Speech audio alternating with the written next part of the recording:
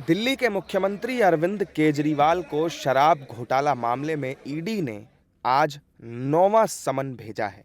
उन्हें 21 मार्च को पेश होने के लिए कहा गया है। पिछले समन पर पेश नहीं होने की वजह से उन्हें शनिवार को ही दिल्ली की एक अदालत से जमानत मिली थी। 9वें समन पर आम आदमी पार्टी ने कहा कि कल सीएम केजरीवाल ने बीजेपी वालों को जवाब दे दिया, उनका मुंह बंद कर दिया और अब कोर्ट ईडी के समन की लीगैलिटी को तय करेगा। तो कल की जो तय तारीख थी उस पे अरविंद केजरीवाल जी कोर्ट गए। उन्होंने भारतीय जनता पार्टी के सभी नेताओं को जवाब दे दिया जो बार बार कह रहे थे कि अरविंद केजरीवाल जी कोर्ट से भाग रहे हैं, जो बार बार कह रहे थे कि अरविंद केजरीवाल जी ईडी से भाग रहे हैं। कल दिल्ली के मुख्यमंत्री अरविंद केजरीवाल जी ने उनका मुंह बंद कर दिया। उनका मुंह बंद कर दिया राउज एवेन्यू कोर्ट ने अरविंद केजरीवाल जी को कल सुबह जमानत देकर। तो जो भारतीय जनता पार्टी के नेता बार बार प्रेस कॉन्फ्रेंस कर रहे थे, कह रहे थे कि जी भाग रहे हैं, गिरफ्तार होंगे, कल उनको अपना जवाब मिल गया। अब कानूनी प्रक्रिया की शुरुआत होगी। अब उस पूरे केस पर बहस होगी। अब राउज एवेन्यू कोर्ट इस बात को एग्जामिन करेगा कि जो समन ईडी अरविंद केजरीवाल जी को भेज रही है, क्या वो समन कानूनी है या वो समन गैर कानूनी है।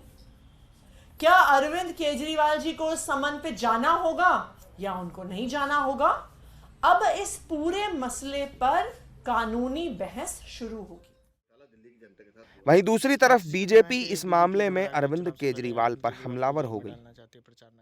देखिए, अरविंद केजरीवाल शराब घोटाले में कितने संलिप्त है ये तो जांच एजेंसी तय करेगी, लेकिन अगर शराब घोटाले में इतना बड़ा खेल हुआ है जिसमें उनके उप मुख्यमंत्री, उनके सांसद जेल में है, तो जवाब तो अरविंद केजरीवाल को देना ही पड़ेगा। तो मुख्यमंत्री रहते उनकी नाक के नीचे इतना बड़ा घोटाला कैसे हो गया।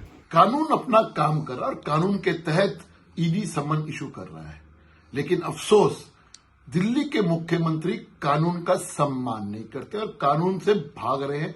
क्यों भाग रहे हैं वो अरविंद केजरीवाल को मालूम होगा, लेकिन बहुत सारे सवालों के आज जवाब जो है देश भी आज पूछ रहा है और मेरे को लगता है ईडी भी आज पूछ रहा होगा। माननीय सुप्रीम कोर्ट ने 300 करोड़ का मनी ट्रेल का जिक्र किया है। अरविंद केजरीवाल को जवाब देना चाहिए कि अरविंद, जो मनीष सिसोदिया के पर्सनल सेक्रेटरी थे, उन्होंने साफ कहा कि अरविंद केजरीवाल के घर पर उनकी मौजूदगी में 5% से 12% का ड्राफ्ट डॉक्यूमेंट दिया गया, उनको हैंडओवर किया गया। तो क्या देश आज कुछ सवालों का जवाब मांगना नहीं चाहिए। ईडी को भी मुझे लगता है कि ईडी सवालों के जवाब पूछ रहा हो। महाराष्ट्र में भी इंडी गठबंधन का हिस्सा शिवसेना उद्धव गुट के नेता संजय राउत ने इस मामले में ईडी और प्रधानमंत्री मोदी पर ही सवाल उठा दिए।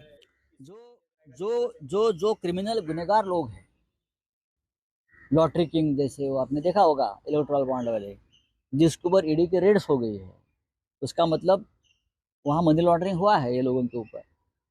वो लोगों से जिसने हजारों करोड़ में चंदा लेकर कार्रवाई रुकवाई है, ऐसे व्यक्ति प्रधानमंत्री है, ऐसे व्यक्ति देश के प्रधानमंत्री है।